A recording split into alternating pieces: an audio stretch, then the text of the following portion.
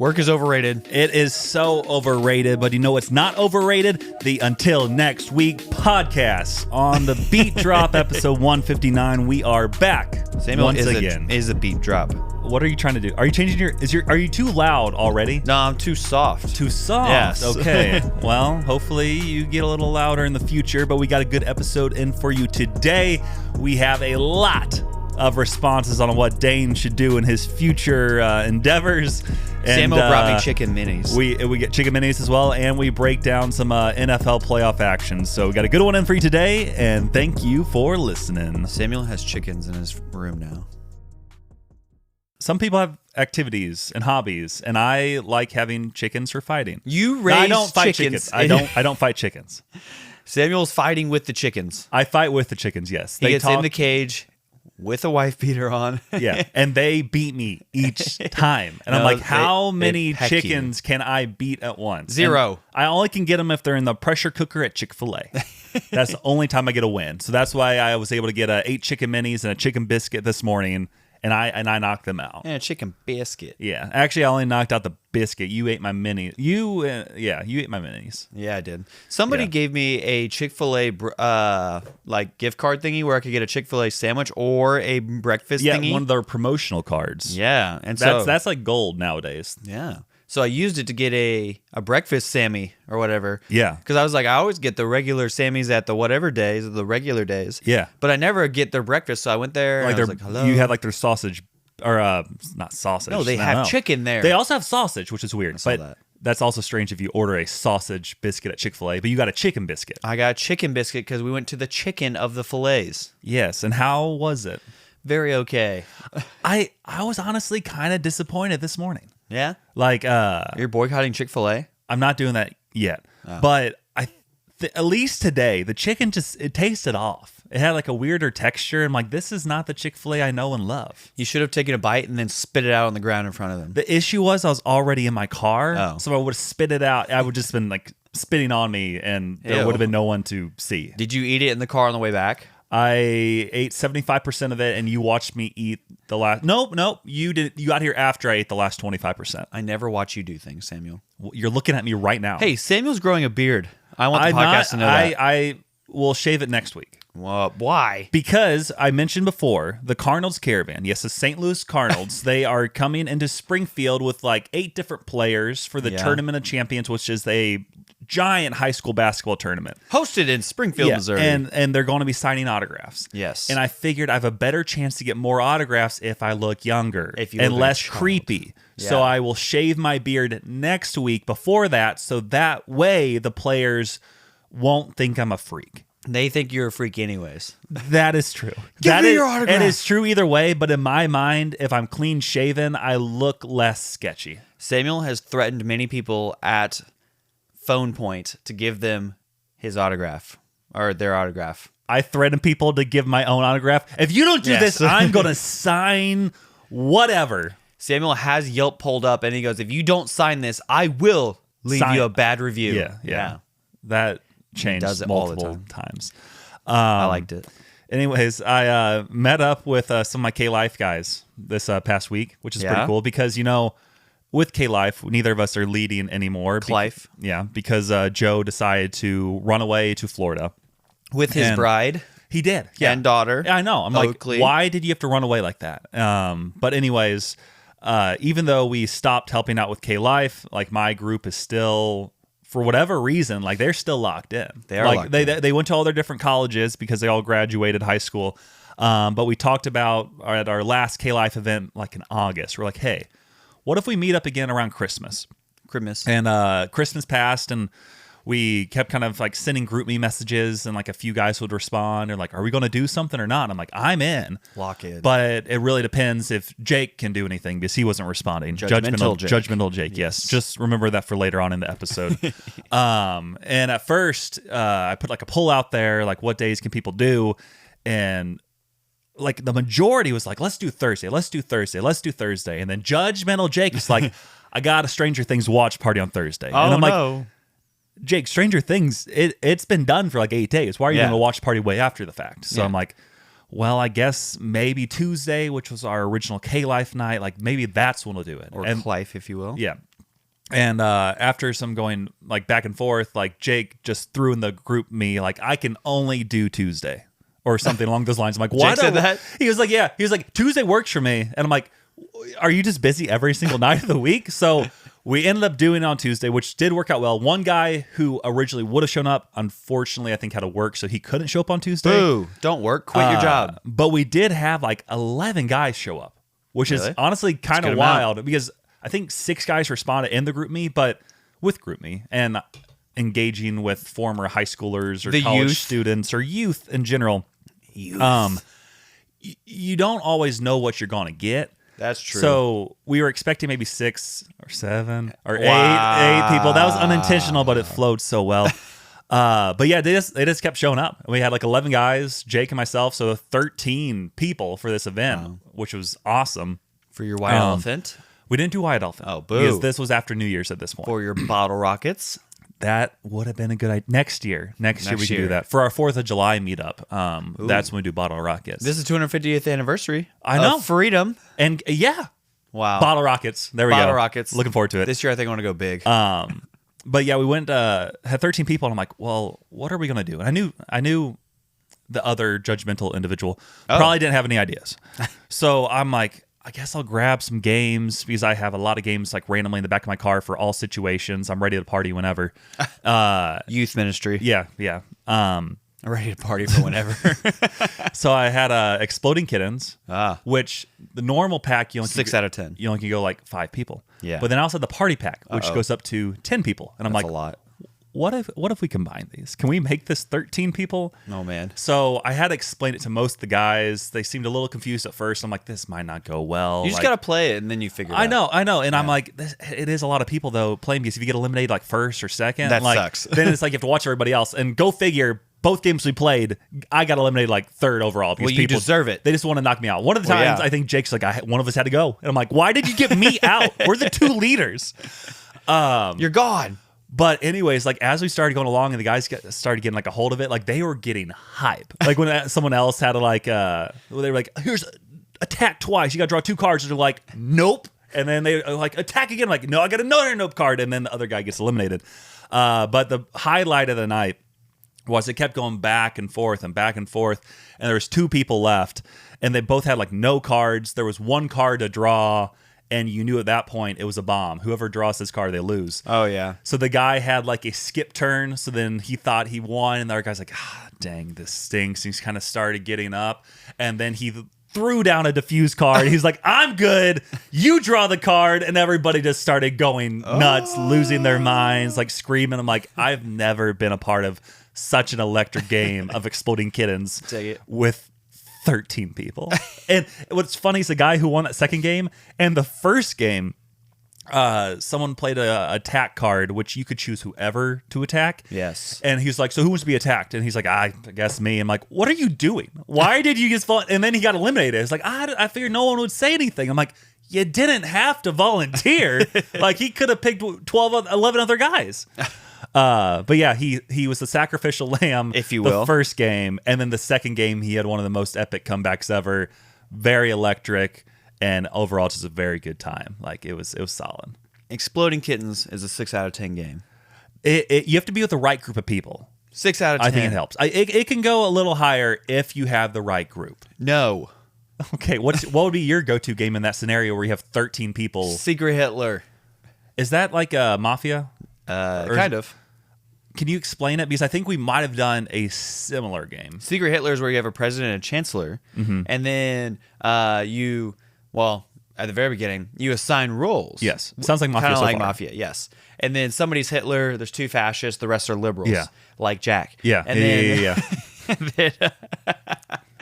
and then you go to sleep, and then the 2 fascists wake up, they see each other, and then Hitler puts out his thumb, and Hitler doesn't see who the fascists are, so he has no idea who's on his team, but he knows that he's Hitler. And if Hitler gets killed during the game, game's over, liberals win. Yeah. But if Hitler gets elected chancellor after 3 cards have been played, Hitler and the fascists win. We played that with one of our K-Life events at Joe's old house before he moved away. Secret Hitler's great. It was Lots of lying. It was a little confusing at first just because I hadn't really played it before, but yeah, similar to Mafia. Yeah, and, it's pretty similar.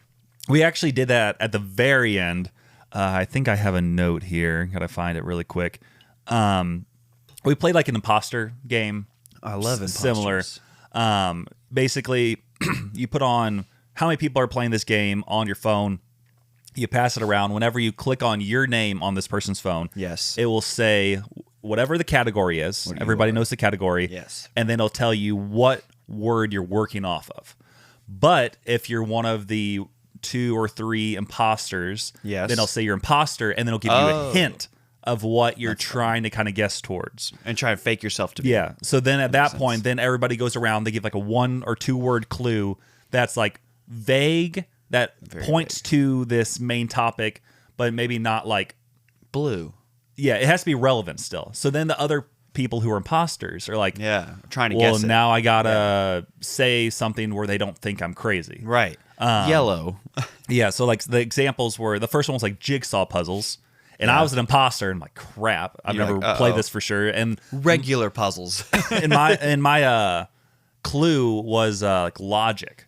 Huh. And I'm like, I shouldn't say the rapper. That's probably not relevant. No. But my first guess was, without knowing it's jigsaw puzzles, I said puzzle. And they're like, oh, you're not really supposed to say the exact thing. But I played it off kind of dumb, and I was able to make it at least like a couple rounds before I got eliminated. But then the second round, we did movies and like TV shows. Televisions. And I was not the imposter, and it was Up. So people were saying like house, balloon, forest, talking dog. Some people made ethnic references towards main characters. And I'm like, Spanish. Well, it wasn't. I don't think it was. Eyesight, that kind of thing. And I'm like, that's not nice. Yeah. I think I put attempted murder, which was one of mine, which is good for Up because that is a theory. The old man, he did kill the wife. Yeah. Well, no. He hit the construction guy with his cane. Attempted murder. Yeah. And then crazy. I think I also said like skyscrapers, and I was able to make it through. They believed I was part of the team, and we were able to figure out the imposters pretty quick. True. And then the final game, I was an imposter once again. Yes, you were. It was movies. The movie was Dark Knight Rises. Ooh, I'm Batman. I didn't cheat, but sounds like you cheated. I did look over to my left when this was announced, and one of the K-Life guys, he was looking at his phone for like ideas, and I might have saw in the corner of my eye what looked like him looking at the Dark Knight Rises. So sounds like you cheated. I didn't. I wasn't positive still. Samuel's a cheater. But then I basically said like under or disguised or undercover individual and like firepower for like weapons. But then they still guessed I was the imposter after like 3 or 4 times, and I'm like, Bat. I thought I was good. Man. Yeah, you don't want to say Bat. Joker. Dark Knight Heath Rises. Ledger. That kind of thing. But overall, very solid game. Electric time. Grateful the guys still want to meet up, and hopefully we'll do this again in the future. Wow. So, what about you? What's been happening in your life? Wow. So, this past week, we had support raising people coming on. So not me, but okay. So basically, every 6 months they do more residentes like me. Yes. And then sometimes we have different churches come down and learn from us. So because we are the best. Something like That's that. what we chant after every service. We are the best. We are the best. That's crazy. Please come to our church. But this church from Madison, Wisconsin. That's not far from where my dad's from. See? From Wisconsin. Yeah. And they came down, and they're from Doxa Church. And they had residents coming on, and then they were going through our support raising training process, how to ask for money, essentially. And start a podcast. See what happens. Throw it in the comments section. People will give money. $1 a day to Dane. If your name starts with a D, it works. It does. $1 a day to Dane, which Jack has been on lately. Which has he actually been doing it every day? He's been sending me. I think he's sent me like $4 because he FaceTimed me the other night, and then I was like, whatever, I'll answer. And then he was like, I got Venmo'd $7 from my cousin for something, and so I don't care. It's $7. I'll Venmo you for 7 days straight. That is crazy. So he's working on 7 days straight right now. But so they're support raising, and so they come down there, and part of the process is that some of the current residents and people who have been residents before, I think, I'm trying to remember if somebody who hasn't been a resident teaches something. I think Yeah, I think one guy does, but he is support raising for the church plant that we're doing in Oregon. Yeah. But, so me and this guy named Landon, we teach the conversation workshop training, which is, hey, here's how you should try to structure your conversations, or like topic overviews of what you should hit on in your conversation with people while you're asking for money. And we did it last year in like July or something like that. And then we got asked to do it again this year, and we're like, sweet. And so last year we prepared for 15 minutes and then did it. And then this year we prepared for 15 minutes right before and did it. Yeah. I didn't even have access to the slides. They were restricted. Wait, that's awesome. I know. Like, how big are these slides? How big? Yeah. Do they put in the kids section? Or No, not those slides. That would help. You can't slide down the thingies. That would help with fundraising so much. Like, absolutely not. You tell people we need slides. They get a ride on the slide if they donate. Like, just get some electric slides. No, not the electric slide either. That was an unintentional joke, and I love it. Cancel Samuel. Okay, we're bringing that back. Yeah, hey, sorry for quality content. Okay, so 15-minute presentation, give me money. And it was great. The dude I did it with was like, yeah, you had people really riled up in there. You like were laughing? No, like inspired. Oh, okay. Not revolting. Not revolting. Yeah, and he goes, because we are not far away from the 6th of January. Ooh, good day. Okay, but keep going. Sorry. And then he goes, yeah, I thought people were going to start doing the church clap in there. I was like, that was fun. I was like, whatever.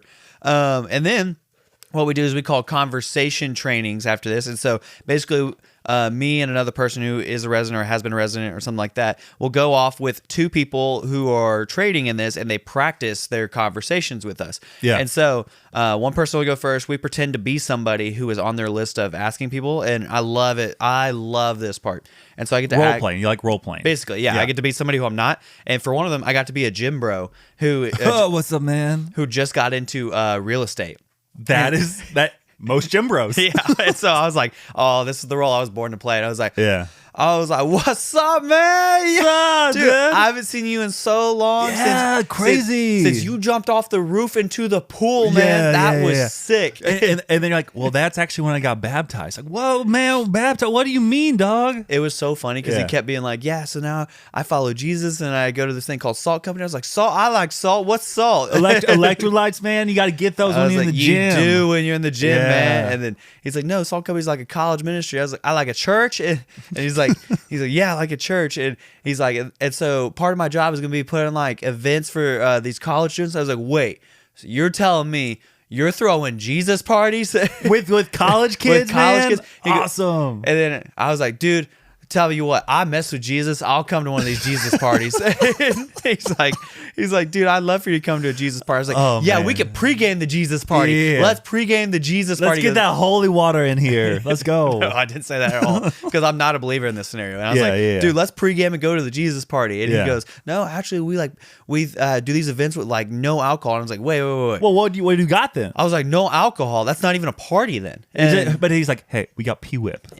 No, he's like, I'm telling you, this is like the most like fun I've ever had. Like with like, there's no alcohol, and I've had so much fun because of this. I'm like, all right, I'll tell you what, I'll give you money, but I need to come to some of these Jesus parties. Yeah. And then I meet up with him like a couple days later, hypothetically, in the scenario, and I go, dude, okay, I'm gonna give you this much money, but let me tell you, I invited a couple people to the Jesus party, and they're down to come, and it's gonna be amazing. And then, and what was crazy was while I was pretending to be that person, this guy that I was pretending to be texted the guy in front of me and said, hey, is this so-and-so? This is my new number. And so reached out to him, and he's like, I just wanted to see if you wanted to catch up sometime. And I was like, no way. Like, I'm pretending to be this guy on this guy's list who he hasn't talked to in years. Oh. And this guy, while we're role playing, text the guy in front of me. His gym bro. Yeah, the gym bro text the guy in front of me, said, hey, this is my new number. Do you want to meet up sometime? It was crazy. I want to keep the rights to these ideas with you because this will make such a good cheesy Christian movie. Oh yeah, yeah. Because here's the thing, and then a guy, he becomes saved, and then like he tries to date this other girl who's really strong in her face. Like, I can't yet. You're still like in the gym. You're not there yet. And then he locks in. He does lock in. He locks in, and then he still gets swole. It's a Gen Z movie. Also, yeah. But then he gets spiritually swole as well for Jesus. And then they get married and then move to a ranch in the middle of nowhere, North Carolina. Yep.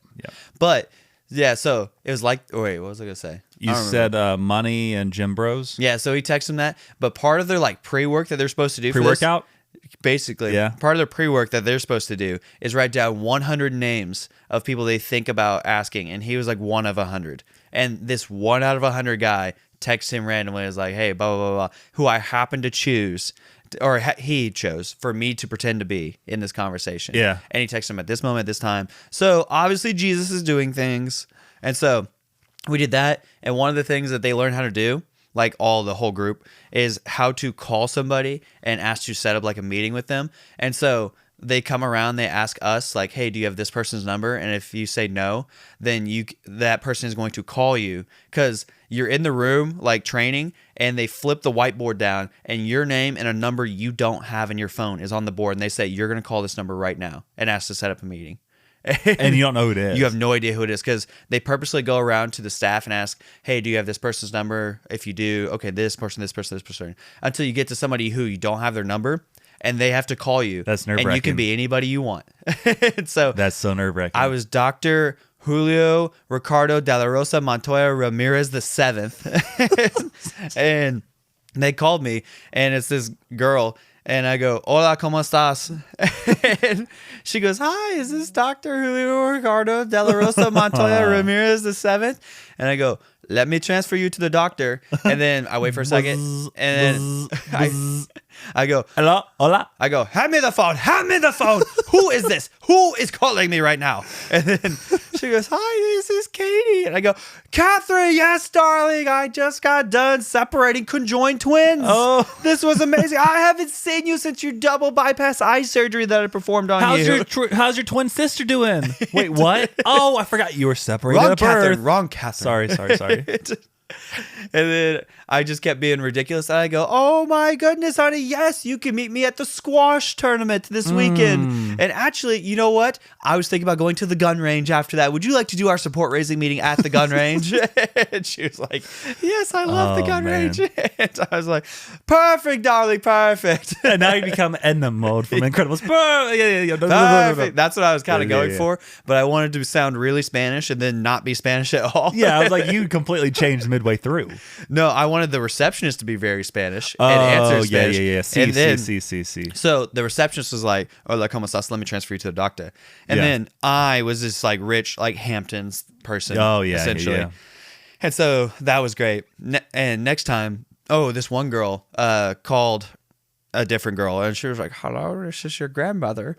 They go, is this grandma Gina? Is grandpa there? Oh, you didn't hear, honey. Oh no, your grandfather fell down a flight of stairs. And he's doing okay-ish. He's still down at the bottom. I haven't been able to move him yet. It's been 2 days. That's my favorite part, is people will call and you can be whoever you want to be. Yeah. And so I'm like, every 6 months I get to do this once. That's when I wish I had the abilities of Star 67. No. Star that 68. one kind of chubby comedian who's a little controversial nowadays. Shane Gillis. Oh yeah. And just be able to do the crazy. I'm sorry, it's funny, but the craziest Trump impersonation. Whoa! Yeah. Well, have you heard his impersonation? Listen, we're very good at everything that we do. It's some people. I don't know how it is. They do it perfectly, and it's hilarious. Hello. Yeah. Now you sound like Adele. Hello. So it's me. So we did that all week, and it was great. One guy who I got paired up with twice to do conversation workshops with. Yeah. He goes, dude, can you just come do this for me? You're really good at talking. No. That's not how this works. No, I'm not going to Wisconsin. I refuse to step foot in that state. I forgot they were Wisconsin people. And one of the times I got to pretend to be, which they asked me to be this person. They were like, can you be, she's like, I'm going to be a worship resident, and can you be our worship pastor? And I go, absolutely. The worship resident is requesting money from the worship pastor? I guess, yeah. That's wild. Which is, kind of wild, but I guess they're close. And so I was like, oh, yes, what is up? Blah, blah, blah, blah. Oh, yeah, I know Great Are You, Lord. You want to sing it right now? Yeah, let's go. Great are you, Lord.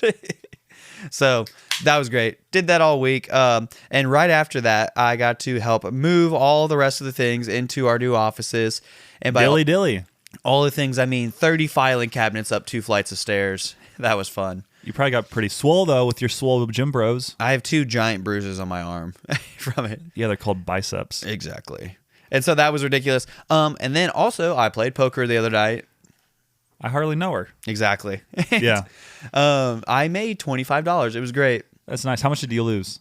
Well, I feel like a lot of times people like to say, I won $25. I also lost $250. So I made $25 on one of the bets. I paid $50 to get in, and I won $75. Okay, good. So you're net positive $25. Yes. Okay, hey, just keep doubling down. I know. That's what we always talk about here. Double down. Double down. Always go all in. Go all red. Yeah, go red. Red 18. Yep. And so that poker, like, I'm not addicted to poker. I would be addicted to sports gambling. So I'm like, poker, I see it as like a fun time. I see it as no different than like going bowling with your friends.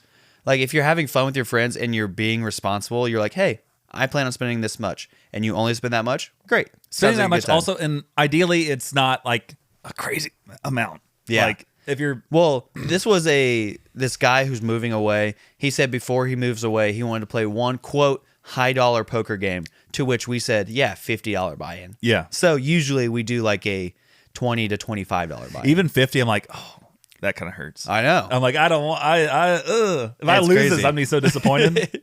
It's crazy. But a lot of the dudes there were like, oh, I won fantasy football money, so this is the money I'm playing. And you're like, yeah, I got $1,000 last week from winning everything, dude. One person needs to send me that money. You keep win all your money from, not sports gambling, but fantasy football, now poker. What's next? F1 racing. Yeah, you're gonna get into stuff you didn't know nothing about. That's where the addiction starts. Yeah, so that was what I did this week. It was a good time. Sounds like a pretty good week, but honestly, there are times when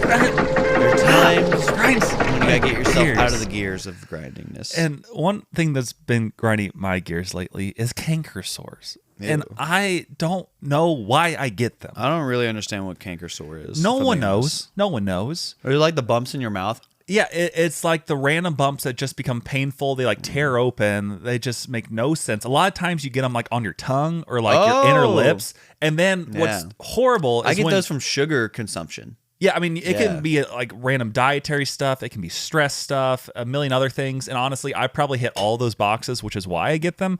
Yeah. But I got one in a spot I don't think I've ever had one before. Because typically it's like inside my lips. Uvula? No. Oh. I got it in the back of my throat. On the uvula. Is that I don't know. That's the dangly thing that hangs down the back of your not on that. It's like right next to it. Like I keep looking in the back of my mouth. I'm like, there's that little punching bag, and then right next to it is this pit of hell that's in the back of my throat. The first uvula I said, you looked at me like, what did you say? I was like, I don't know. And I was like, did I say something crazy? I was like, I don't know what this is, and I don't know if you said something wild. I know. I was like, I'm 40% sure it's this. And we both still could be wrong. Who knows?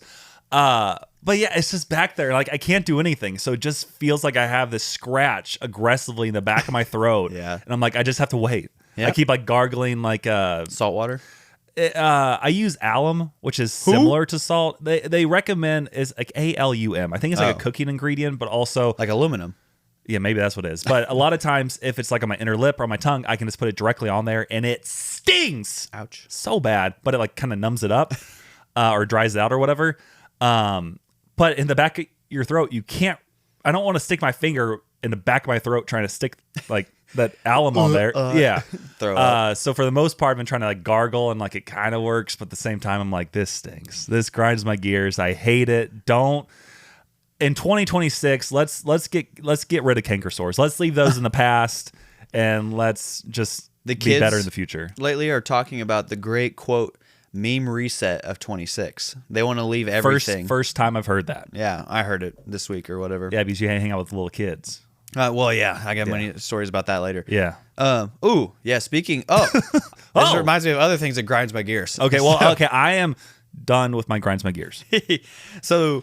Last week we had no middle school ministry on Sunday because they did 2 family gatherings, right? Which is crazy. Yeah, because all the babies are crying in the service. Well, I'm assuming they're babies. It could have been workers. Well, they had childcare up to 2 years old. Dang. So they put me with 1-year-olds, which apparently is still very baby-like. Yeah, they're pretty small. Yeah, very small. Some of hard them to throw. They all, very not throwable, not football shaped at all. No. They're heavy enough to where they're too heavy now. Yeah. But also, some are chunky, some are lighter, some can walk, some can't. None of them can talk, And apparently. you're still describing the babies, not the staff? A little of both. Okay. And so it got to the point where I'm holding two babies and they're crying and they don't want to like leave me. And I was like, listen, as fun as this is, you guys are getting really snotty and you keep like wiping it on me. And I hate this. I don't like that you're doing this to me. How would you rate those babies in regard to them versus Thomas? Thomas Shepard Reed? Yeah. Shepard, he like Shepard Thomas Reed, isn't it? Yeah, Shepard. I always mix those. Shepard Vladimir Reed. Yeah, Shepard Thomas Reed. Yeah. He's okay. He sits down and he's quiet for the most part. But snotty?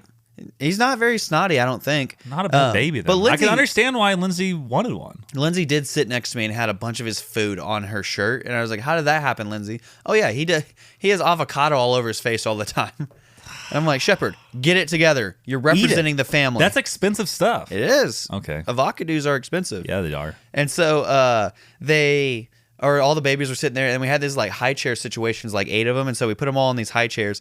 And then I got to sit there and I read them a story, and then they really liked it when I was singing to them. Yeah. And so I sang them the Chipotle song that I made up. On the spot? Yeah. Okay. Do you want to sing any of that for us right now? Do you need a beat? No, I don't need a beat. Okay. Because it's to the theme of the Wheels on the Bus. So I go, the Chipotle on the bus says we're out of chicken, we're out of rice, we're out of lettuce. The Chipotle on the bus says we never made your order. I have to eat somewhere else. Wow, that's such a good song. And they all were like, I'm staring at you. Like, who is this freak? And the other 2 leaders who were with me were just cracking up. And then I sang the national anthem. With, like Chipotle version or no, the real national anthem? Did the babies remove their caps and put their hands over their hearts? None of them were wearing well, no, one of them was wearing a beanie. So he's trendy. He was trendy. He had thrown it off of his head at that point. So was he drinking coffee, like some fancy latte? No, they all got Cheerios though, and only one of them could say Cheerio. Nice. And I was like, wow. That kid's going places. And then the people who run the kids ministry were like, Dane, you did so good with babies. And I was like, as far as enjoyment wise, I give it like a 4 out of 10. Yeah. Because I was like, it's okay, but they're all crying. They can't do anything. All you really can do is hold them, and that's the only thing that fixes it. So I know you don't always love being in part of that ministry, right? But it could help your dating pool. If people see you like holding some babies, like, man, he can handle those babies. Listen, I am great with every age group. Yeah, ish. You are. Ish. Except people from like 25 to 33. That's the ones, yeah. 25 to 33. The dating pool for you is rough. Of the female rough. Persuasion. Yeah. So that's crazy. But then, speaking of that, Taylor Swift is ridiculous. Oh, you're still going, and what grinds your gears? Oh, yeah. Because she is a thing called False God. So it's a song called False God where she talks about heavy religious imagery and to compare her relationship with her boyfriend Joe Alwyn and to former lover. Yeah. Dang it. And compares to something all powerful and greater than themselves, their relationship, I guess. Yeah. And so the chorus goes like this. But we might just get away with it. Religion's in your lips. Even if it's a false god, we'd still worship. We might just get away with it. The altar is my hips. Even if it's a false god, we'd still worship this love. And I'm like, well, there's idolatry. With the false god part, they could have turned that in a good way, but then they were embracing the false god part. Yeah. So that's where it's bad. Well, and then she gets in the verse 2, and she says, I know heaven's a thing. Good start. Oh, good job, Taylor. And then this next word is, I go there when you touch me, honey. That's not theologically accurate. Well, how about this next one? Oh, no. Hell is when I fight with you. No, that's wrong too. But I mean, it's at least a little closer than the last one. Sure. Slightly. Yeah, if you put it on a scale, slightly. Not as inappropriate. Okay. But we can patch it up good, make confessions, and we're begging for forgiveness. Okay. Got the wine for you. I don't know what that's. She's whining for you. I don't know what that is. I mean, again, the whole line wasn't as bad. Yeah, it doesn't make any sense. Yeah. And so AI generated for sure. Oh, and then she says, they all warned us about times like this. They say the road gets hard and you get lost when you are led by blind faith, but we might just get away with it, blah, blah, blah, blah, blah. Still worship this love, even if it's a false god, still worship this love. So this song is about idolatry, sexual immorality, and British dudes. Yeah, that's honestly, that could be the worst part. Yeah. No, others are worse. But British dudes is up there. Yeah, so what we're saying is cancel Taylor Swift. This is from the Lover album, yeah. Yeah, so this is when she was still like somewhat okay. Yeah. But apparently, she was starting to turn to the dark side a little more. Apparently, because she was worshiping what's in her hips. But on the bright side, she did sing "Cruel Summer" in that album, and that's a bop. Or Paper Rings is also kind of a bop. I liked "Cruel Summer." "Cruel Summer" was pretty good. Yeah. So what we're saying is cancel Taylor Swift. Find somebody better, like Josiah Quinn. Yes. Wow. I saw him I saw him in concert. Really? That one time, yeah. He was on Becoming Something this week. I need to listen. Yeah. He's only 22. He's so young. Yeah. I follow him and I'm like, this is a little kid. He performed like in Springfield like a year and a half or 2 years ago. I didn't go to it. Or technically it was Nixa, but right next to Springfield. Nixa. I wish I would have gone. I think it sold out. I didn't go. But then he went to that big festival that I went to where like Need to Breathe was there and KB was bar there. Mitzvah. Yeah, that's what it was, bar mitzvah. Big in the Jewish community. Yes. Kind of surprising. Yes. Josiah Queen. And he was so good, but that was just the concert where it was promoted so poorly and there weren't a ton of people. So the vibes. And it's in Nixa. No. This was the other one that was at Thunder Ridge Arena. Oh, yeah. Yeah. But like there just weren't a lot of people there. And I saw for his upcoming tour, I think he's already sold out like 75% of the dates. And I'm like, guys, promote this Christian festival better in the future because you have some very good artists, and you just did a horrible job getting people there. So terrible, absolutely terrible. What grinds our gears, which that means it's time for... Yo, it's that time of day, so listen up, because it's time for some sports talk. The segment where we boldly analyze things we barely watched. Did we do research? Factually, no. Emotionally, yes. We're talking Big Daddy hacks, devastating sacks, and fourth quarter comebacks. But most importantly, no soccer. Yes, it is until the World Cup. And we will talk about USA only. We might be invited to be on the field news personalities. You will. I will be the team chaplain. Oh, well. It'd be great. Well, we Christian both. Pulisic. Oh my goodness, Captain America. Do I salute you? Oh, Kyle Hebert, you're on Canada's team. Let's go. You know us. Boo, Canada. Yeah, except for Kyle. We'll cheer for Kyle. We'll cheer for Kyle. Yeah, basically it is full on playoff football season. I pulled up the bracket. Yeah, we're going to quickly predict the NFL playoffs. As you may or may not know, with the NFL playoffs, it's not a normal bracket situation.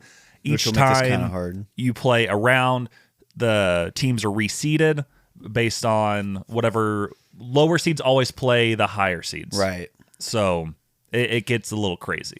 Yeah, so we'll have to kind of mentally remember if we differ on things, where people go on this. Especially, I'll go ahead and say it, whenever Samuel has a bias. I have no bias, but I am wearing 3 Packers items as we speak. His underwear is one of them. No checking.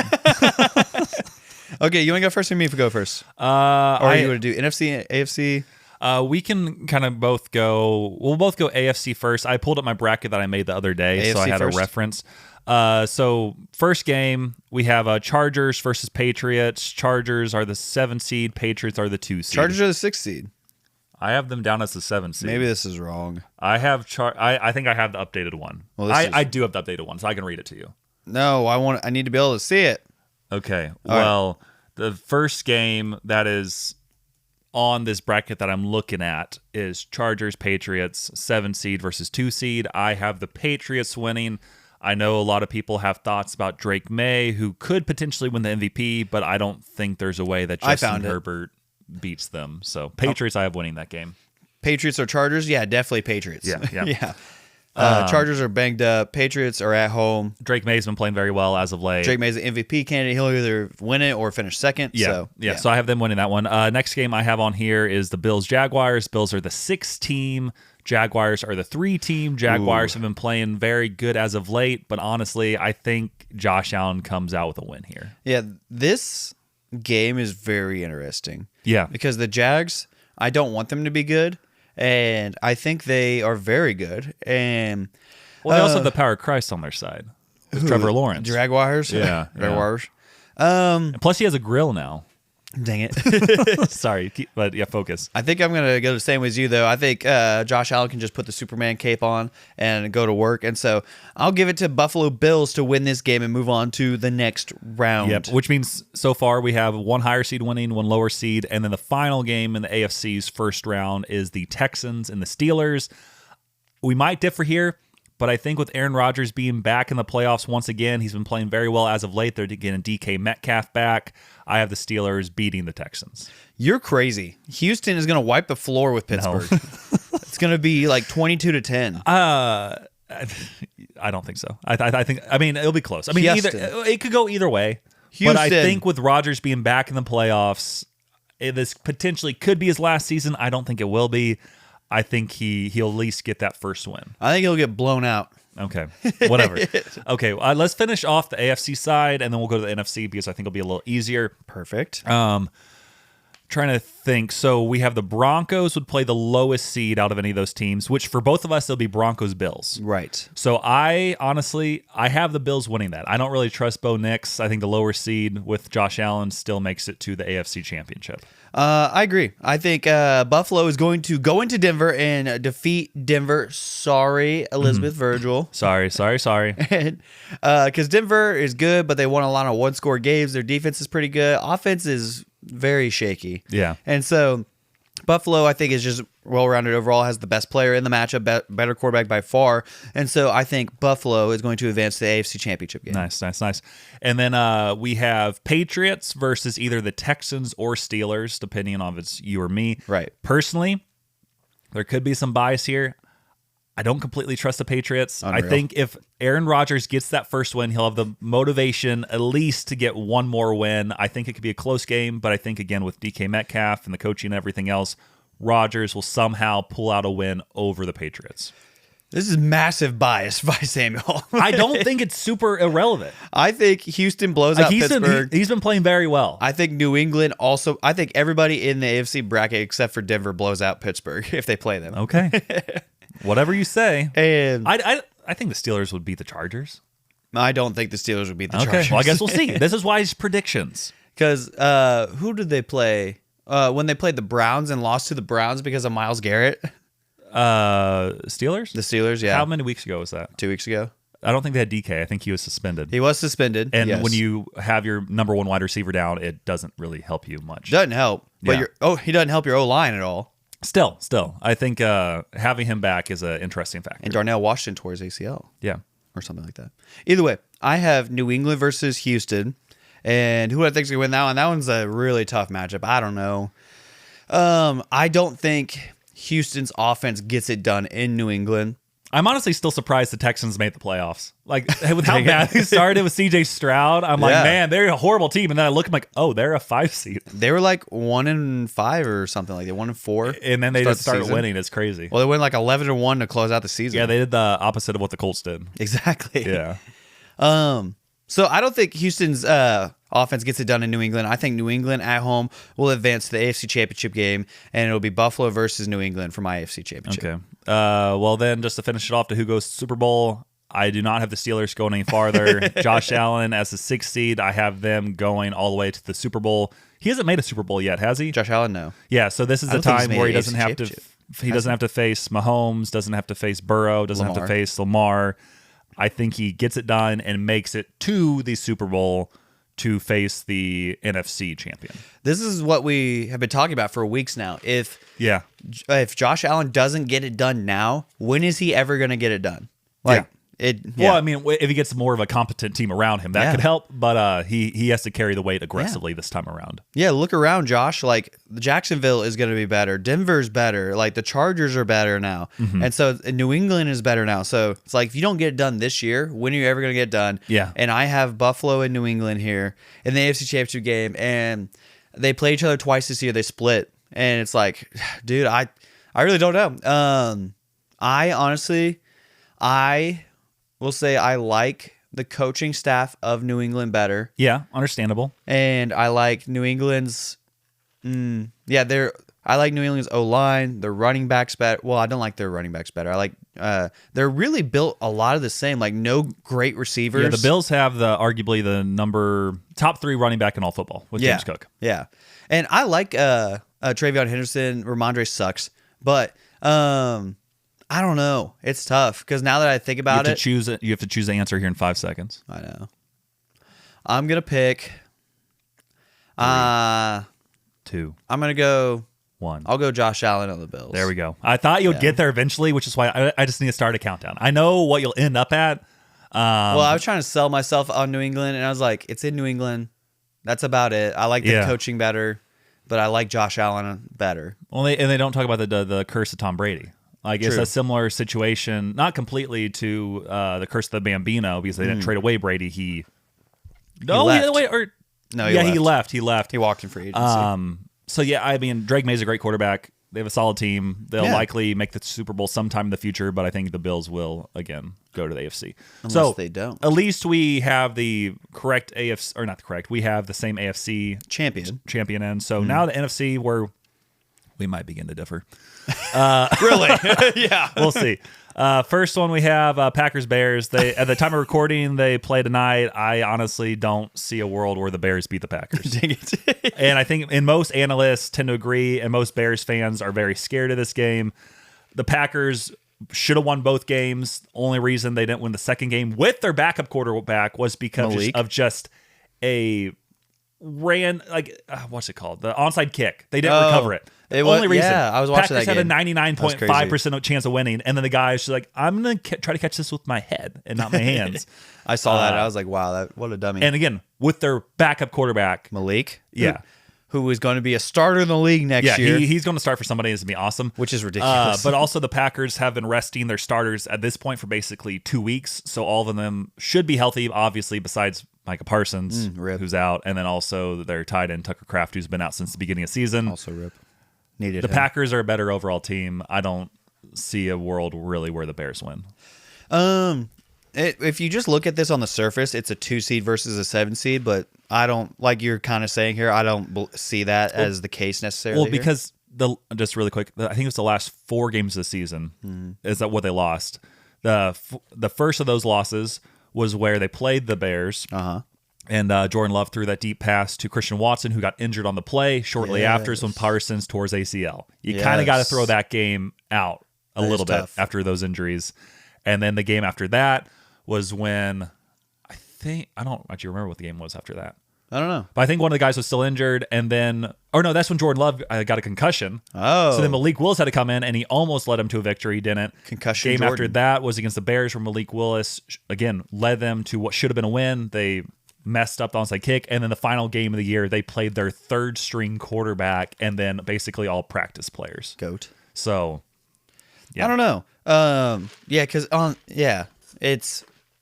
it's definitely deeper than what it is, because it's a divisional rivalry game. They play each other twice this year, and this is going to be round 3, and so it's like 3 times in like 35 days. Yeah, which is crazy. And so I don't know. It's in Chicago, but that's not that far from Green Bay, and Ben Johnson's great, but LaFleur's great. So it's like, I mean, I don't know. I almost have a kind of a pick 'em game. I will pick.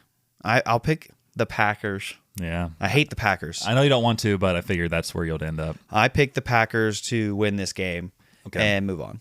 Next up, 49ers, Eagles. I have not trusted in the Eagles all year. If you have a quarterback who throws 4 interceptions in one game, I don't know how much you really can trust him. Love him. He's great. Brock Purdy's gone off the past 3 weeks. They have a great overall team all around him. I think the 49ers win that game pretty easily.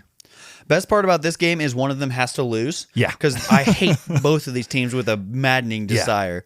I feel like you hate the Eagles more, though. I do hate the Eagles more. Yeah. They're a tier 2 hate for me. Yeah. And, well... They're also in your division with the Cowboys. Yeah, they're tier 2. Like, they're the only team I hate more than the Eagles is the Chiefs. Yeah, and so it's they're up there for the second most hated team that I hate. And San Francisco is a notch below them. They're in the Packers in San Francisco and somebody else. I don't remember. Lions? But no, you're okay with the Lions. Yeah, Lions are okay.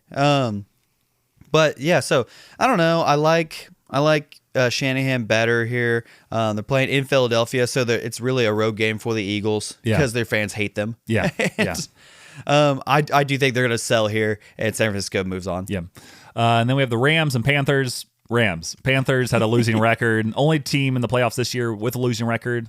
Doesn't happen very often. Yeah. I think the Rams win pretty stinking easily. With Matthew Stafford, who will either get first or second in MVP voting. I hope he gets first because he's never won one. He's old for football, and I think they'll win.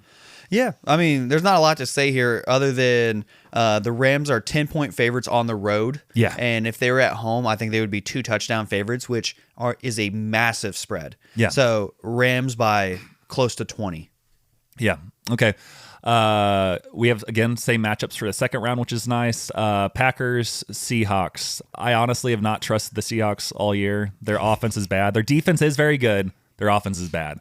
As long as the Packers can make some big plays, I think they do win that game. I think it'll be close. I don't know who. I think they maybe play this year. I can't remember.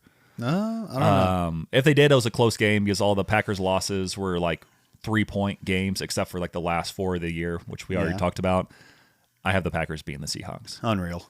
Samuel, your bias is showing. I just explained why. So the 2 defenses that I think are the best defenses in the NFL are Seahawks and Houston. And it was the Packers before they lost to Parsons. That kind of stunk.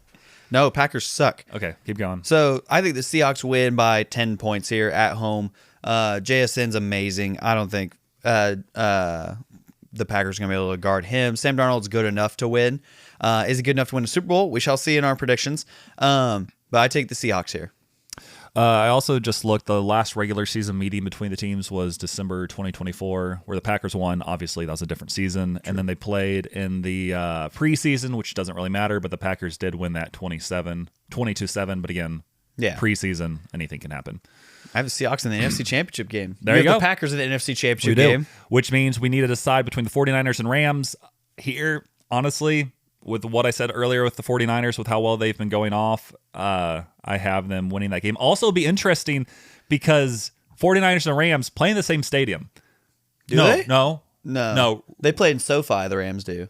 Where do the 49ers play? They play in their own park. That it was called Candlestick. Either way, way, called something else. It'll be a home game for the 49ers. There'll be so many 49ers fans because the Rams don't really have a lot of support in LA comparatively. So there'll be more 49ers fans at that game. Again, the 49ers have been going off lately. They don't have the better quarterback in this situation, but Brock Purdy's solid. They do have a much better running back, a better tight end. I think just a better overall team. It could be close, but I think the 49ers will pull off the win there. This one... You could go either way. Yeah, this is tough because right now we're looking at 3 NFC West teams here between the Seahawks, the Rams, and the 49ers. Yep. I trust Matthew Stafford and Sean McVay.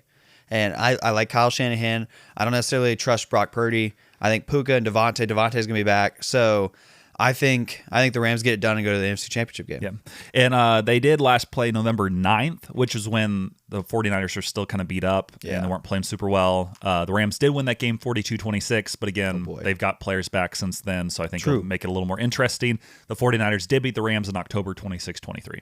So, again, could go either way. We'll see. For you, it's Packers-Rams NFC Championship game.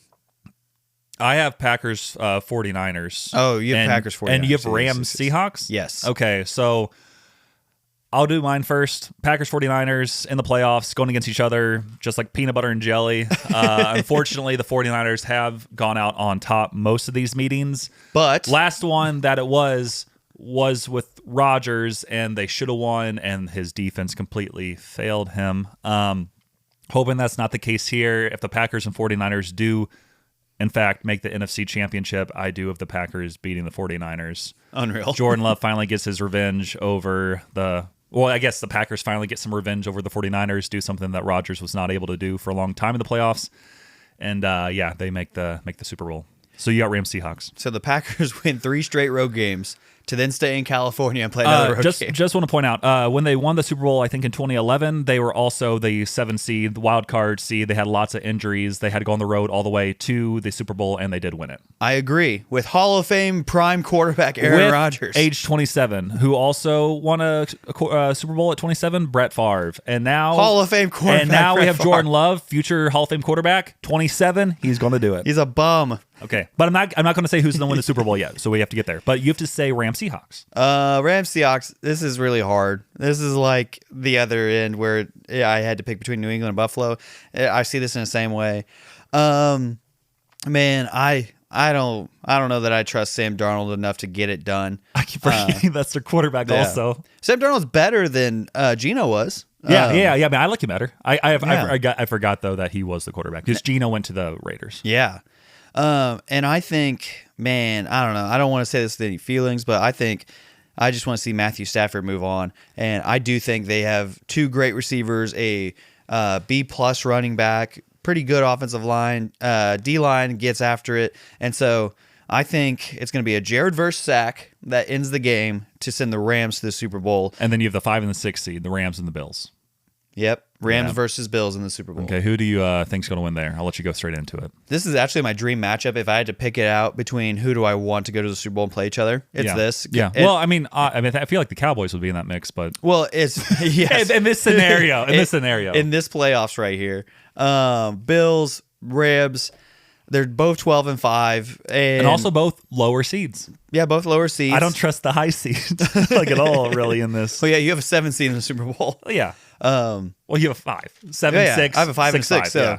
I don't know. I think these are the 2 best quarterbacks right now going who are in the playoffs, and so it's like, okay, who do I trust here in this situation? And I do think that Josh Allen falls short.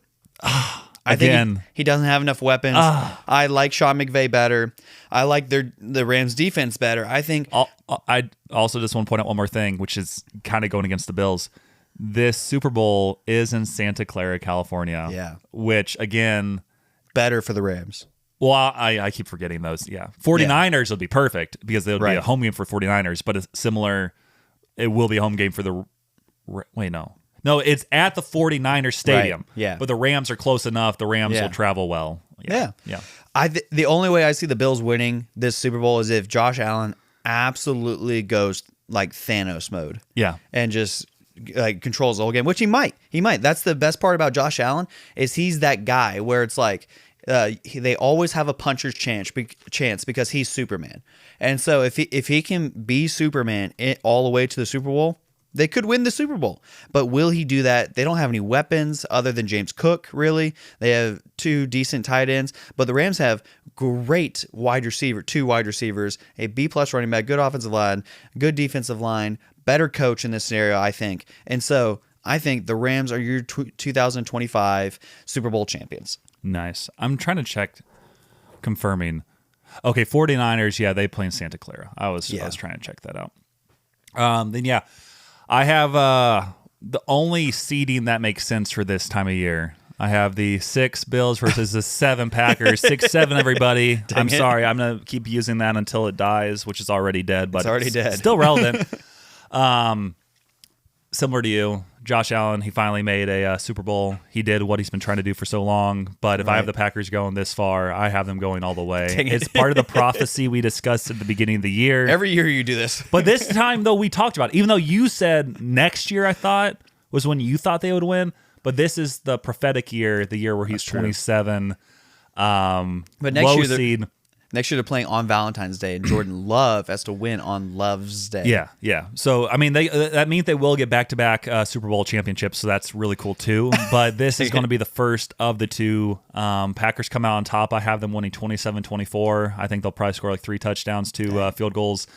The Bills will get like 3 touchdowns with either some 2-point conversions mixed in or 3 with a kick or whatever. But it'll be a close game. Packers come out on top. Jordan Love has fulfilled the prophecy, and then about 16 years from now, he'll go to the Jets. I forgot about score. Yeah, what was your score there? I'll take 31-21 Rams. Okay, so a little bigger difference. Okay, yeah, nice. But yeah, that is what we think is going to happen. If you have any thoughts on who you think will be your Super Bowl picks, let us know in the comments. Write it in the comments. Yeah, so just wanted to get that out there, which means, sorry. Oh, yeah, that was just my part of sports talk. I mean, I don't know if you, other quick hits. John Harbaugh, fired from the Ravens. Very successful coach, kind of surprising. 18 years. Yeah, one Super Bowl win. I saw as soon as he was fired, within like 45 minutes, I think 7 different teams called about him. Yeah. And it's funny because when he was fired, there's only 7 teams who were officially looking for a coach, one of which were the Ravens, which means there is a wild card team out there. Some people predict it may have been the Packers because if for some reason the Packers get eliminated first round, there's a good chance that this they may. The guy you would want to bring in. He might be the guy. It's like, okay, you've been saying you don't like LaFleur fans. We'll bring in this guy and see what happens. Well, and he's the kind of personality I think the Packers community really embraces. Yeah. Yeah. So I mean, it'll be intriguing, but that was kind of surprising. I think he goes to Atlanta, personally. Yeah. Yeah. So it'll be interesting to see where he may go. And then also you had college football finals. Yeah, so Indiana and Miami are going to be playing for the national championship. And I don't know if you fans at home are watching. Indiana dismantled what I believe is the second best quarterback in the country. Yeah. And so Dante Moore, the Oregon quarterback, he in all the mock drafts right now is projected to go number 1. But I think after last night's game, Fernando Mendoza, the Indiana quarterback, is going to go number 1 now to Las Vegas. He looks amazing. Amazing. I haven't watched much of him. I've just kind of seen his stats, and I'm going to cough. Yeah. Yeah, he's 6'5", 230, exactly what you want in a quarterback. His deep ball, they threw last night, and I was like, why do all these passes look perfect? It's amazing what he's doing. And so the only knock is he's not super athletic or speedy. But neither was Tom Brady. Yeah, you don't have to be necessarily. He's mobile enough. He had a 15-yard rush, which it was just wide open. Yeah. But I'm like, well, I think he's gonna be the number 1 pick now because of this game. They're gonna win the national championship. I don't know that they're gonna blow out Miami, but I think it's gonna be And the game is in Miami. It is in Miami, yeah. So Miami's playing a home game essentially, but I think it's gonna be it's gonna feel like an arms distance game. So I think they're gonna win 34-17. Yeah, I haven't watched much of the college football anything. I'll probably watch the final, obviously, but Indiana, they're undefeated. Each time I see a win they have, it's just a blowout, not even close. I think they do win that game in Miami, and then I can see that guy maybe being the first quarterback taken, Mendoza. To the Las Vegas Raiders, and then they destroy him. But also, he might be in a good situation because the Raiders do have some good players. Yeah. Tom Brady is on the ownership team where he can help. Getting a new head coach. Getting a really good quarterback there. They could have a good situation. They could begin to turn it around and then make the Chiefs get last in their division next year. Yeah, 100%. I'd love to see him going to the Chiefs division. Yep. Jets have number 2 pick. I think Dante Moore says he wants to stay in college now. He's like, I don't want to go to the Jets. I can make money here in college. Yeah. So, well, done with sports talk, which means it's time for the main segment. Okay, we've officially thrown the script out the window. It's time for the main segment. And honestly, who knows where this is going? We don't. You don't. God does. But he's not telling. If you, well, first of all, this is, oh, wait, we don't have a part. Never mind. This is the main segment. If you remember from last week, Dane had a predicament that he was in, trying to decide between the wedding of his close friend and also potentially his future job and working a youth conference. No one knows what he's going to do, but people did leave some voice memos and a lot of comments regarding this topic. This is the decision. Yeah, so this is similar to when not Michael Jordan, LeBron James chose Miami. We're going to kind of play some of these voice memos, hear what you guys are saying, read some of these comments, and then Dane may make a decision here on the pod. Who knows? Maybe not, but we'll see. This first voice memo is from the Joshua Schmitz. What's up, Next Week Nation? It's Joshua. I'm here. It's a voice memo. And I'm just wanting to weigh in on Dane's little situation. Personally, I am on Team Jesus, but I actually have no idea who these people are who's getting married. I don't know them personally, and I don't even remember their names right now. That is not much time at all for a wedding invitation. So I would say youth conference. Also, let me take you back. Let me take you back a couple of years, back to my high school days as an attendee of this type of a conference. I would be so hype. And if I got there and, Beans wasn't around, I'd be a little bit disappointed. That's all I'm saying. Take it. So maybe again, Team Jesus. Love the analysis. That was good. Do you want to talk about that, or do you want me to go straight into Allie Hoopy's voice memo? Go straight into Allie's. Okay, here we go. What is up, Samuel, Dane, until next week, nation? Bonjour. Samuel wanted me to come on here, send in an audio and explain my New Year's Eve take, that it is better than Christmas. So Christmas is just, there's too much hype around it. People start celebrating it way too early, talking to you, Samuel. True. There's just so much hype around it. It's just too much. It's overwhelming.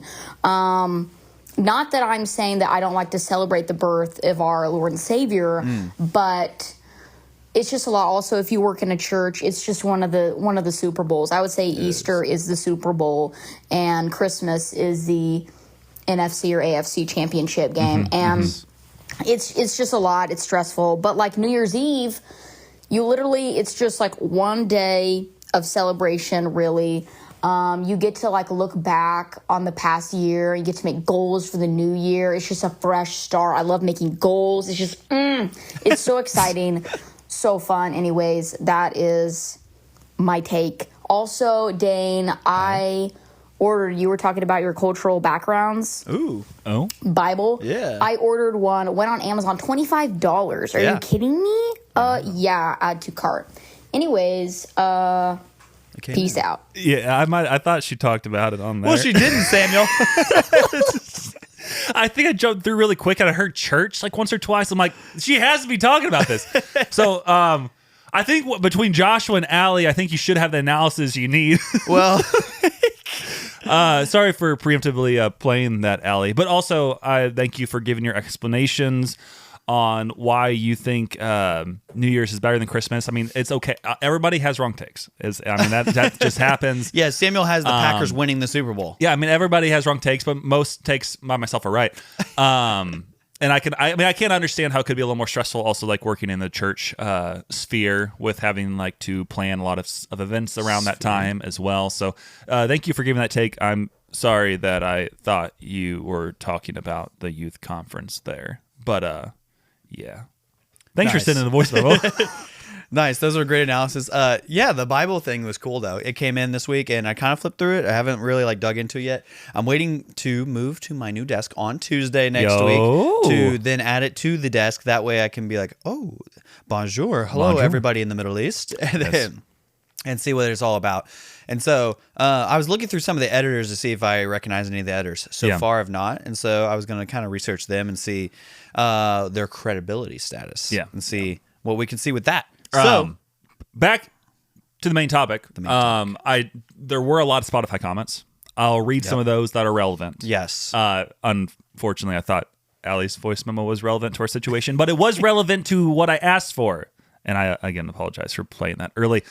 I'll read the whole comment here for each of these. If they mention your situation, sometimes there's more in there that's maybe not about it exactly. Yes. One was from Rebecca. She put confetti is for friends, glitters for foes. But then she gets into advice. Pray about it. Talk to the people you're already talking to, i.e. friend and boss. Make a decision you can feel like is the right thing. It'll work out. That stinks, though. Sorry you're in that spot. True. I'm trying to see. Yeah. So that's one of them. And then we had one from Alvaro. Oh. And if he responds, it's important. You better listen up. Yeah, because he doesn't always jump in here. That's true. When he does, it is truth. He feels compelled. And I know it's truth because before I read his comment, Jack responded to his comment that said, Alvaro speaks the truth. True. So here's what Alvaro said. I did not finish listening to the whole situation, Dane. But show up. I think he meant to say show up for your friend. Mm-hmm. God doesn't need anything from you. True. But what do I know? You should pray about it. So those were the prophetic words from Alvaro. Yep. Let's see. I think I have at least a few more. Let's say. Okay, so Keenan actually talked about it a little bit. Nice. But before he talked about it, said some other stuff, which I guess I'll just read. Keaton Naismith, Dane the dog gynecologist. Should have been the title of this episode. I remember when Taco Bell gave you cancer. True. Also, it seems like your career is the most important thing in your life right now, so I would stay here for your conference championship. Also, I love my best friend and I would want to be there, but that trip will be very expensive on short notice. Also, I agree with Samuel. If you take a later trip, you'll get more personal time with your buddy and his new wife. Blue heart emoji. That's true. Yeah. Blue heart emoji. Are you having a son, Keenan? Maybe. Is that what you're trying to tell us? And then Jack responded to his thing was like 100,000% agree. Which I don't know which part he agrees with. Yeah, because he agreed with Alvaro and then agreed with Keenan. Yeah. So we'll see. Angel Birdwell, she also jumped in.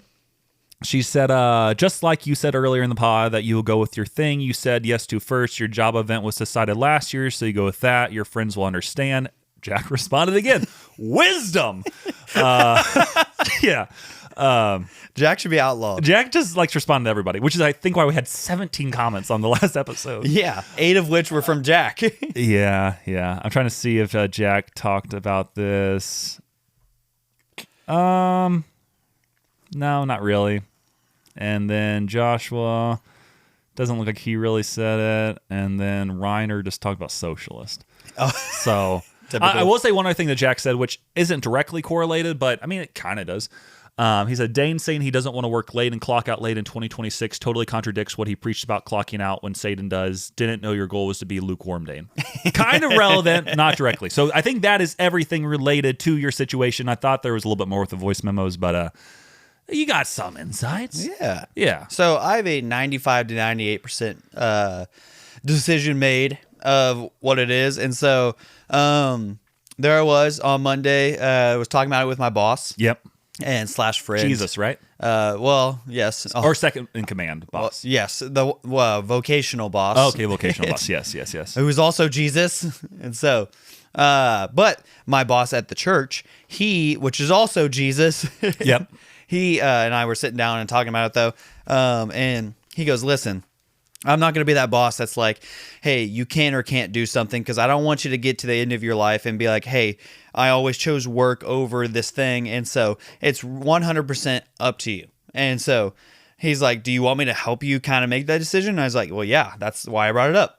And so he goes, well, okay, I'll just lay out like what it is and what it would be if you decide to take this off and what it would mean for if you're gone for this conference. He goes, yeah, essentially, I would have to step in and kind of play your part, which I'm willing to do 100%. Well, as long as I'm not taking that weekend with something else that I'm committed to. Yeah. He goes, I haven't looked into it at all yet. But he goes, I would 100% be willing to do that, but I would have to, just let you know of the reality that I would be sacrificing time with my family and my wife, and she would have to play double duty on the kids that weekend. Yep. And so he goes, that is what it is. He goes, again, I'm willing to do it because these situations, they come up. If it is something like it comes up every couple months for you, then we'll have a different conversation. Yeah. But he goes, you've never asked this before. You're clearly committed to this job. So it's not something that I would just be like no to.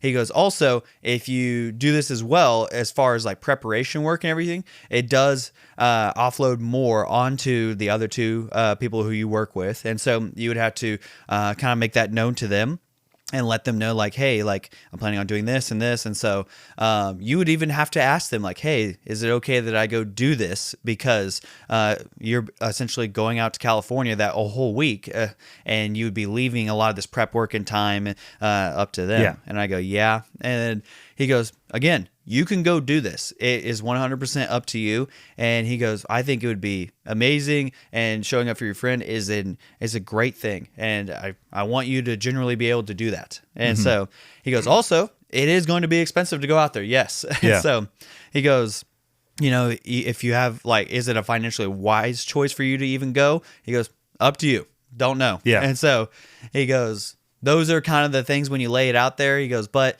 like, again, like, showing up for your friend is never a bad thing. So I'm not going to say like you're choosing one bad thing over a good thing.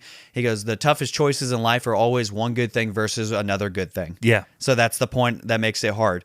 And he goes, so The only thing I'd ask from you is that you would have a decision by the end of the week, which is why I'm at 95 to 98% chance of saying that I think I'm going to stay here and go to the conference because like the impact that God can use me towards kids and to have them maybe start following Jesus for the first time in their lives. Yeah. That's huge. And my friend in California, he already follows Jesus. His wife already follows Jesus. My friends who don't work in the ministry, who is in our group of friends, are going to be going out there, and it's just going to be a bummer that I'm not there. And to Keenan's point, I can go to a later time and spend more intimate time with him and his wife. Heart emoji. Yeah, blue heart emoji. Yep. And hopefully this will be at a time or a point in time in life where maybe I have some more dollars to be able to go do this. Maybe I can go out with my wife one of these days. And so it's like, listen, like wife and your 6 chicken nuggets. 6 chicken nuggets. Yes. Hello, everybody. Hello, Monday through Saturday. Yes. So it's like, listen, like I started stacking it, or like basically looking at it metaphorically in my head of like weighing the option. It's like, man, I love the idea of going out and hanging out with Connor. It would be amazing. Yeah. And meeting his wife and things like that. Hanging out with my friends out there too. That'd be fun. But But you haven't met her yet, have you? I haven't met her. I met her on FaceTime, but that was it. Yeah. But the amount of time and effort and people I'd had to go to and be like, hey, I need you to sacrifice for this entire weekend and like weeks leading up to it in order for me to go out there and attend this wedding. It's like, man, I don't know that I can do that. And also, I want to be an instrument for God to be able to use at this conference. Not saying that like I save anybody, because I don't. God saves everybody. Yeah. Anybody. And so I'm just like, I don't know. And then like on top of it, it's like I save a lot more money by staying here. Which is good because then you can play more of your high stakes poker. Exactly. Yeah. Love that. No, and I don't play poker all the time. Last time I played poker was in April of last year. Before this time, yeah. Before this past time. Yeah. So I don't know, that all of that led me to where I was like, I don't think I can go. Yeah. And buying plane tickets on top of like, where am I going to stay, on top of how much money am I spending while I'm out there? And again, like it's a tricky situation all around, but I know at least with weddings, like it will be hard for you actually to spend much time with them. Yeah. 'Cause I know with the wedding time, like they're running every round trying to get the wedding set up and do this and that. And then as soon as they get married, then they're gone. They're like, well, now I'm just by myself until I leave again. Yeah. Me and my friends are just hanging out in California now. Yeah. Which is still fun, but it's, again, with the other point, like you could get more time actually getting to know like his wife at that point and catching up maybe at a later point. Who knows? Yeah. Which ironically, this is kind of funny because one of my coworkers, she is going to have a wedding that is during the date of our summer camp. And so now Is it in California too? No, but we will be in Oklahoma. Oh, okay. So we'll be in Oklahoma, and then during one of those days, I don't know. She briefly mentioned it and was like, "Yeah, I don't even know how it would work, but I drive back to Missouri After she gets married." No, she's not getting married. Oh, she's going to a wedding. She's going to a wedding. Okay. And so she would drive from Oklahoma to Missouri, go to this wedding, and then drive back. And it's like, I don't know. Up to her. At least in that situation, you could make it work. That was a lot easier. Yeah. 8 hours of driving round trip compared to... not even that. It was like... What part of Oklahoma? We're going I guess OKC is 4 hours. Tulsa's 3. We're not even going that far. Okay, so not even that at all. We're going briefly... It's like not Clearwater Cove, something. I don't know. It's at Sky Ranch Place, and in Oklahoma. So it's like an hour and a half. Oh, that's not bad at all. Yeah, so that's hour and a half drive, 3 hours total. Back in when I worked at Canker back in the day around college time, we would have like 2-4s, which is like 24 hours off basically, where you get to leave around like lunch on one day and you get back before lunch the next day. And I'm pretty sure there was a random staff member who one of the nights drove with some people down to a concert. I don't know if it was Texas or like Dallas. I think they drove like 5 or 6 hours away for a concert and then drove back, didn't really sleep at all. And that was their 24 hours off, like probably driving 10 to 12 hours to see a concert. That was like a few hours. And I'm like, that's ridiculous. Insane. So an hour and a half, easy stuff. Easy money. So yeah, I don't know. I don't think I'm going to go, and like 95% chance. It would have to be something crazy like, hey, we're already done with everything. And I think we could pull this off. And oh, by the way, Dane, flights are like $150. Yeah. It would have to be something like that. And then, so if you want to make this whole situation really tricky, if you're a private pilot that wants to fly Dane out for free, let us know in the comments or via voice memo, and we can play that probably like 2 weeks. We probably won't play it next week's episode. And if you want to fly to Springfield on February like 15th. Yeah, right after Valentine's Day. Yeah, so. Right after Valentine's Day. Shut up. It'll be great. Okay, well, that was our main segment. Again, if you have further thoughts, let us know in the comments or voice memos. And I think it's time for Dane's Manifesto. Wow, welcome back to Manifesting. Pull over! So if you're driving, make sure you're not driving by using the idea of pulling over, because it's time for Dane's Manifesto. And if you're walking, then you need to go ahead and start planking on the ground, because off to the side where it's safe, because it's time for Dane's Manifesto. Yeah. So in this one, part 98 of Dane's Manifesto, which 1998, Lindsay was born. Lindsay Renee Reed. The fourth. Mm-hmm. She was born in 1998. So, in honor of Lindsay Renee Reed, the seventh, we are predicting how she was a 4-time Hater of the Year. We are predicting. Oh, brother, this guy stinks. We are predicting Dane's top 5 haters in 2026. Number 5, Samuel Sin. Whoa! I'm so honored to be on the list. Number 5 is Samuel Sin. Obviously, his Packers fandom and love of the game is just ridiculous, and he's controlling the board right now. And so, number 5, we have Samuel Jonquavius Sin. Yep. Didn't know you know my middle name. Exactly. Number 4, Jack the Hulk Holmgren. Jack the Hulk Holmgren. Jack the Hulk Holmgren.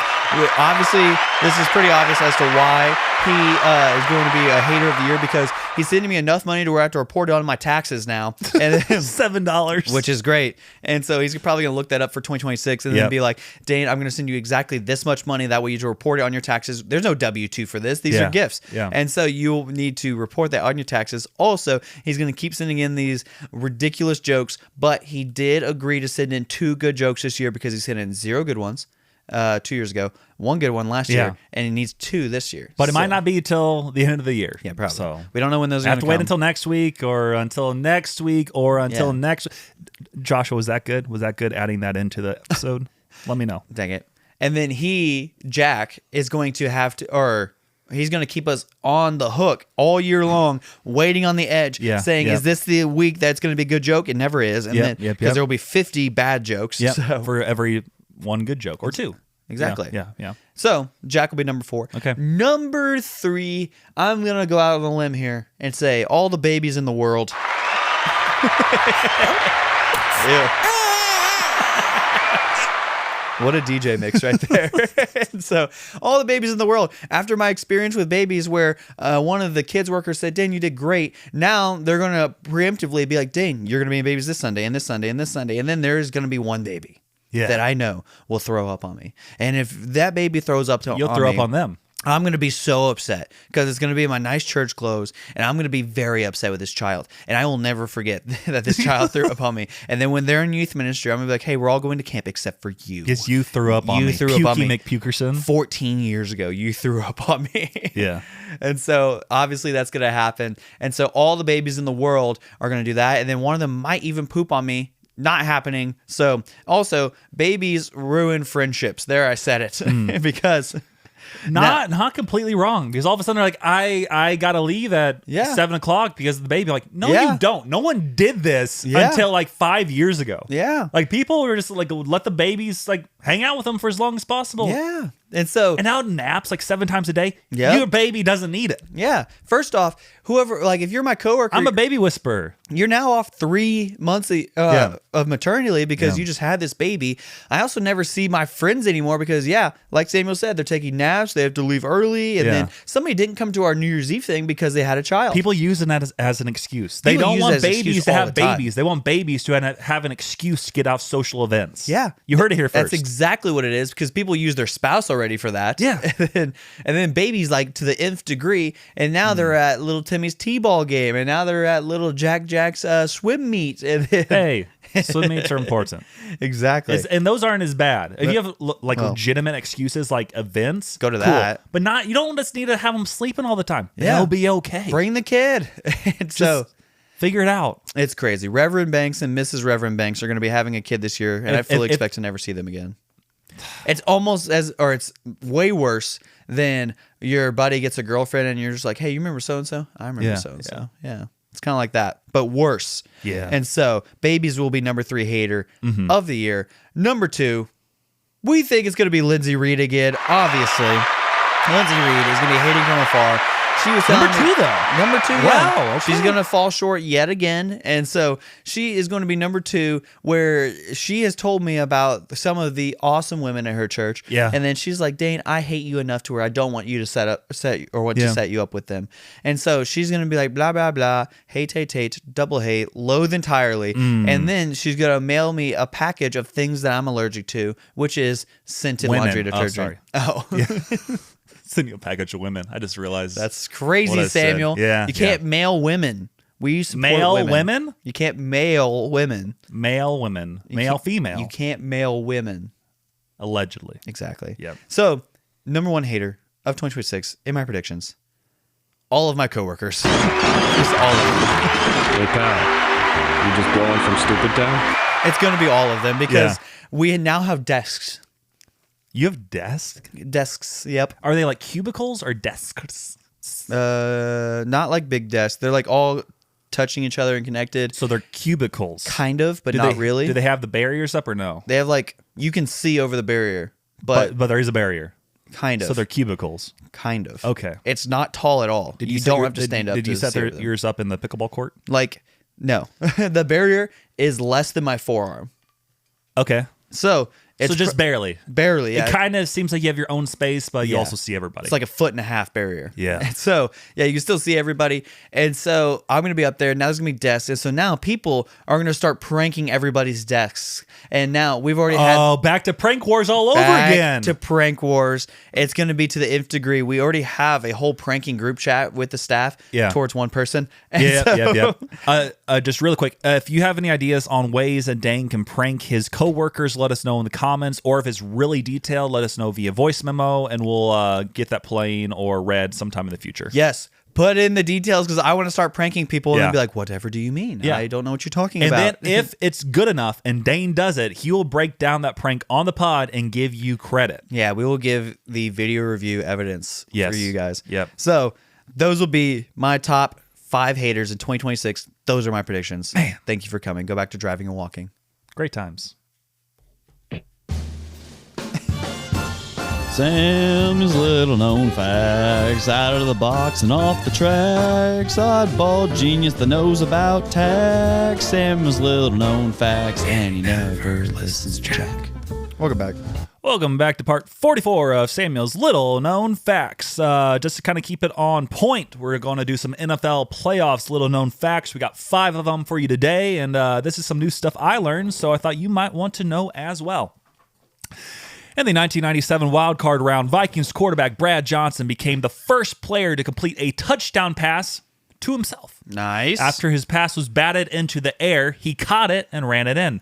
But surprisingly, Brett Favre repeated the same feat 12 years later for his first completion as a Viking. That's wild. That's crazy. Tom Brady's 35 career playoff wins are more than 28 of the 32 current NFL franchises have in their entire histories, with crazy. only the Patriots, the Packers, and the Steelers holding more total postseason victories. The Patriots, who he played for, got all those postseason wins. Yes. In 2006, the Indianapolis Colts won their divisional round game against the Ravens, who were 15-6, using only... Oh, wait, no, they won. Sorry, they won 15-6. I was like, 15-6 I messed it up.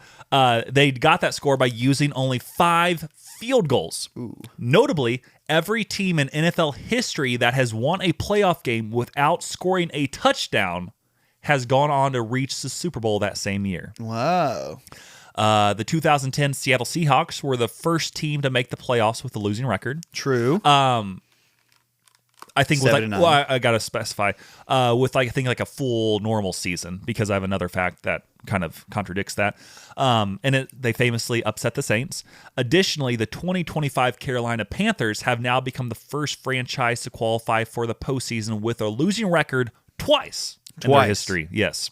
Wow. So shout out to Proud the of them. Panthers being in a bad division. And now, last fact, which is what kind of contradicts the one I just said prior.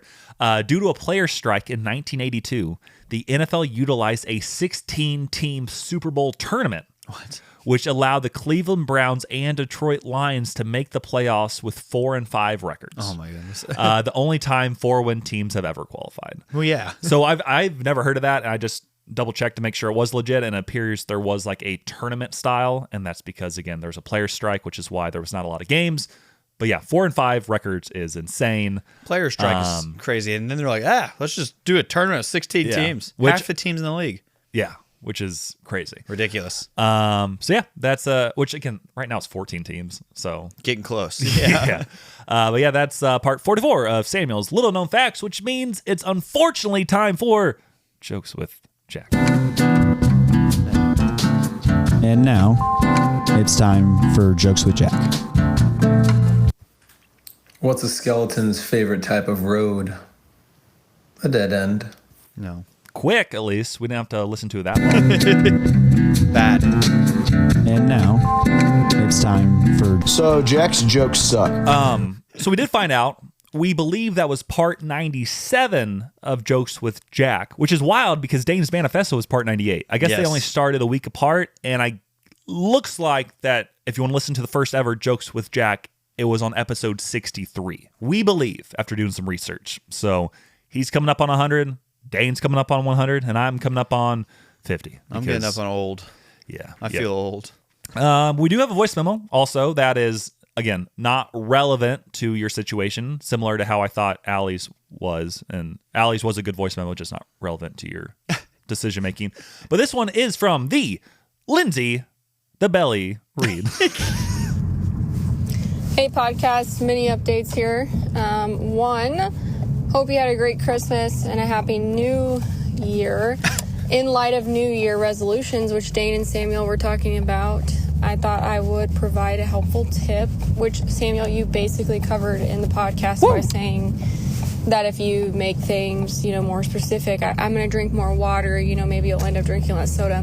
One thing that's helped me over the years to do things that I want to do or do less of things that I don't want to do as much time towards is like today, I'm short on time, but I wanted to clean, and I said, okay, I'm going to set a timer for 10 minutes, and I'm going to clean during those 10 minutes, and whatever I get done is what I get done, and then I just have to let it go. Similarly with reading a book, because you both said that you wanted to read more. I don't know how to read. Instead of saying, I want to read more books this year, it's just, I want to read 10 pages in a book that I want to read before bed every night, and then shockingly, reading makes you tired.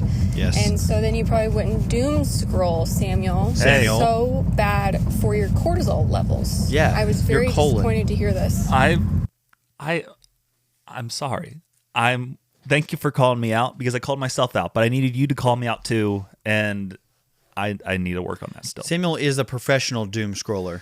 Yeah, it's not good. And it's even worse because I have my phone where it says how much time I spent on my phone right on the front page. I'm like, that's not good. 16 hours And then yesterday. rinse and repeat. So, Rinse and repeat. Yeah. But thank you for sending in that voice memo, Lindsay. I'm sure you'll have another one for us next week. So, wow. Finish off some other Spotify comments that were just more general from this past week. Elizabeth Virgil laughed extra this episode on the cost of pettiness episode. The gifts to Cole and Samuel's mom contacting CEOs. Thanks, guys. Happy 2026. Angela Birdwell put, Happy New Year. Looking forward to Silver Dollar City in June. Y'all can watch Ryder dance with the little Wranglers all over Branson. Let's go watch Ryder. And then we're like, hey, why did you leave a low review? But you switched it. Yeah. We should go watch Wrangler. Wrangler dance. We're going to duct tape him to Fire in the Hole, and we're going to say, hey, keep sending him until he changes his review. But he did change it. Well, I want another one. Yeah. Create another account, and we're going to duct tape him until he leaves a new review. Yeah.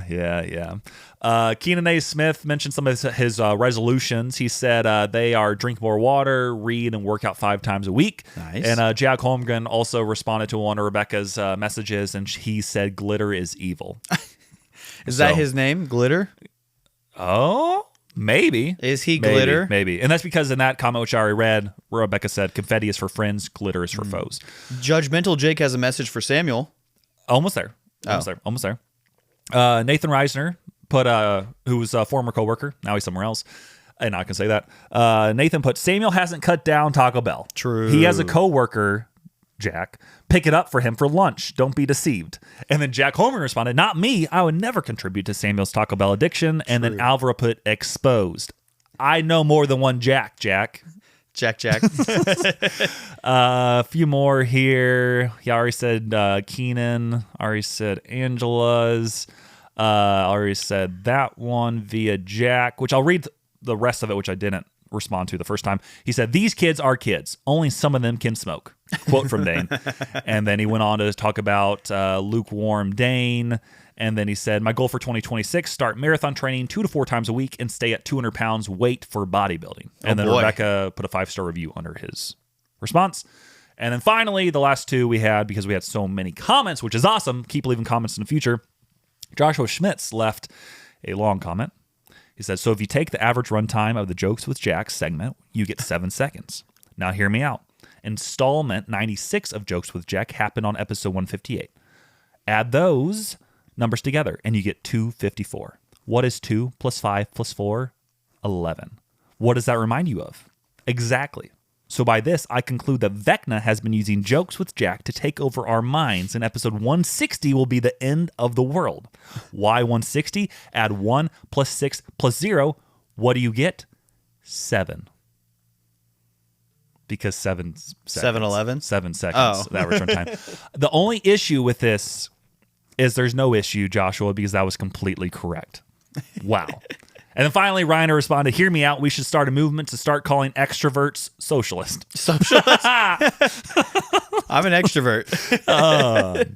That's good. That's good. Extroverts are not socialist. Yep. We are the Republicans. We had 2 polls. I forgot to say episode 157's poll results last week, which was, did Dane actually give the best Christmas gift? And with 85.7% of the vote, definitely. I love a million gifts. So you did give the best one. It was great. And then the 14% of people said, nope, how would I get it home? And what do you mean? Put it in a bag. Yeah. And then episode 158, the poll was, what should Dane do? 62.5% of people said youth conference. Wow. And then the other 37.5% said California wedding. Wow. So you heard it here. You already made the decision without people giving all their insights. With no influence. It looks like you chose the right choice. Well, I don't know if there's a right choice. Yeah, I mean. However, Judgmental Jake. Oh, yes. Said, wait. Just one more time. Do you want to tell me right now, or should this be during our third sponsor? Right now. Okay, right now. What is it? So, Judgmental Jake, I was leaving this morning to come record the podcast. You left? Him. Oh, good. And finally. So he said, hey, I have a message for Samuel. And I was like, yeah. And he goes, tell him that the Stranger Things finale was amazing. Oh, really? Yeah. And I was like, okay, I'll mention on the pod that Judgmental Jake said it. And he goes, and I want a new name. And then he texted you and said to call him Generous Jake. Why is he being called Generous Jake? I don't know. But he gives me pretzels sometimes. I mean, but he's calling me out. Why would I impact what his name is? I don't know. He said it was amazing. The only right way to know is I'll put a poll down there. I'll put, should we continue calling him Judgmental Jake? Yeah. Or should we change it? Or should we let the fans decide? Yeah, which, if you choose, you should change it. I want you all to put in the comments what Judgmental Jake's new nickname could be. You guys It can be anything. Anything. Put it in the comments. Anything. And we'll pick the best one because I want it to be a new name because we need to shake it up in 2026. And with that, he can't blame us anymore. Be like, no, this is what the fans voted on. So we choose the best one and then go from there. I can't wait to go home and be like, hey, we had a fans poll write in what your new name should be. And people all across the world said your name should be this. Yeah. And it's way worse. You asked for this. It's way worse. And again, I'll go back to Stranger Things. It was not a bad finale. It just could have been a lot better. Like, I've been very ingrained in the entire series. Season 4, arguably the best one. Like, the stakes were so high. There were. You never watched I've never seen No. it. Yeah. The stakes were so high after season 4, and then season 5, they just kind of started out pretty slow. There was some good parts, but also just a lot more bad parts than other seasons. Yeah, there was less portals. Yeah. Could have been better. Yeah. But I still liked it, but could have been better. So, wow. Just want to let you know. But yeah, let us know in the comments what Judgmental Jake's new name should be. Or in the poll, you can also vote whether you think it should stay the same.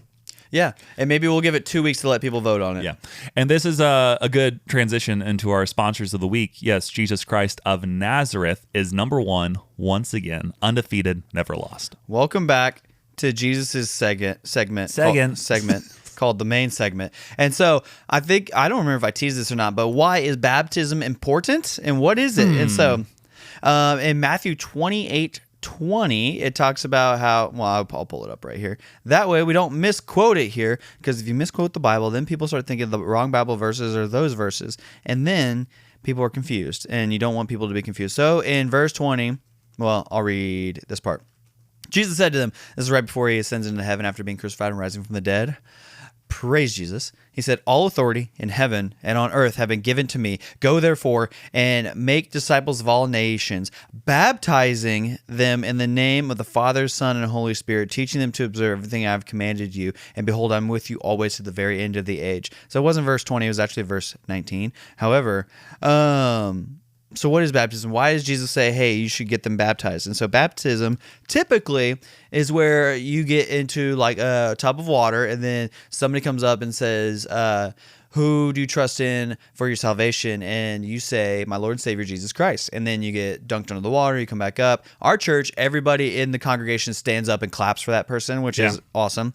And so that's really cool. Other churches have different methods of baptizing people. They might do the sprinkle method where they just take some water and sprinkle it on you. They might do a little bit of a pouring method. They might baptize you in a creek. They might baptize you in the ocean. I've seen people do that.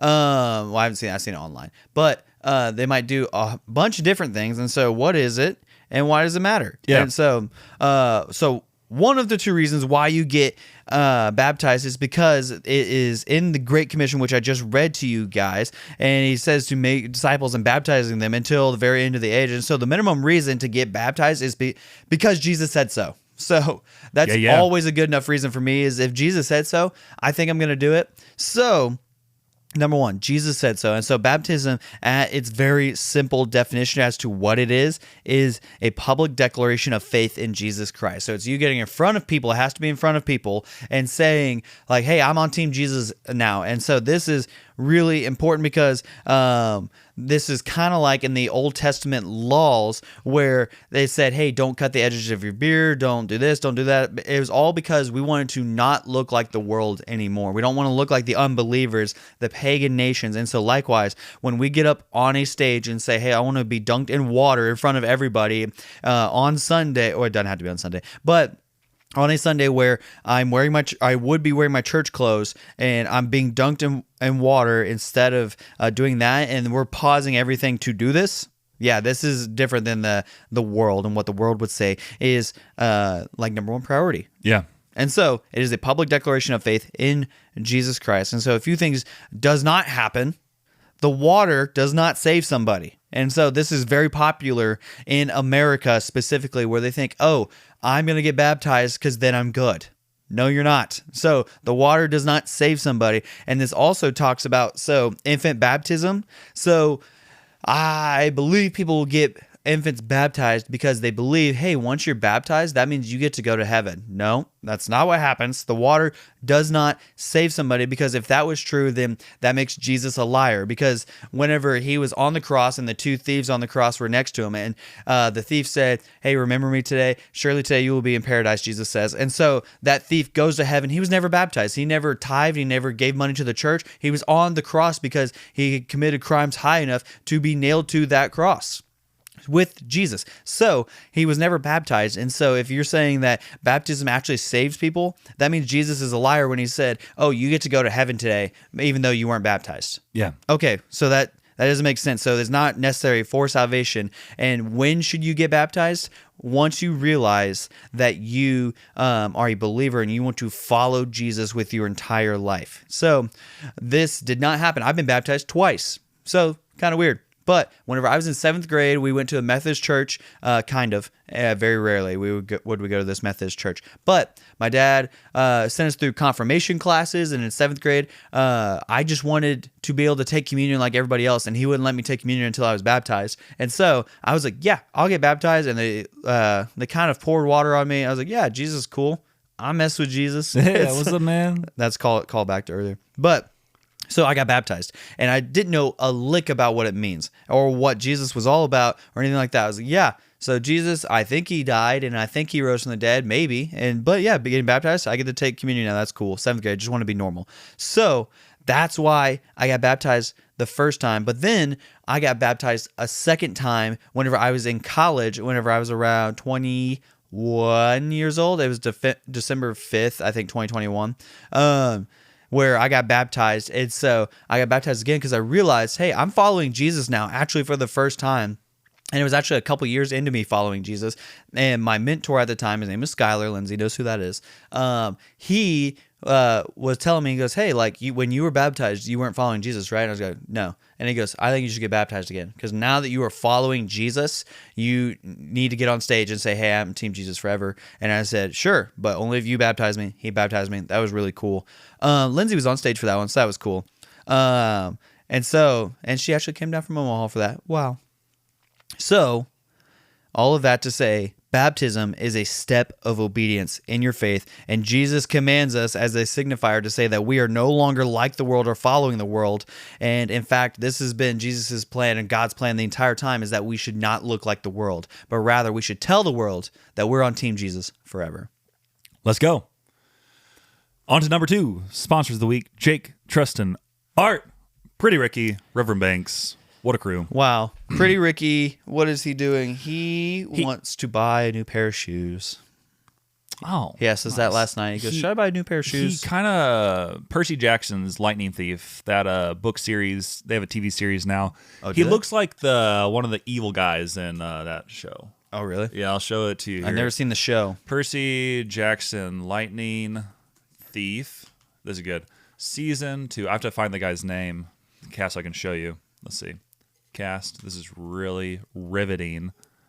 Oh my word, I gotta go to Google. The Percy Jackson series, which is funny because I was at a Christian school yesterday, my other job, and they were talking about how they were learning about Greek mythology. And I was like, this is interesting for a Christian school.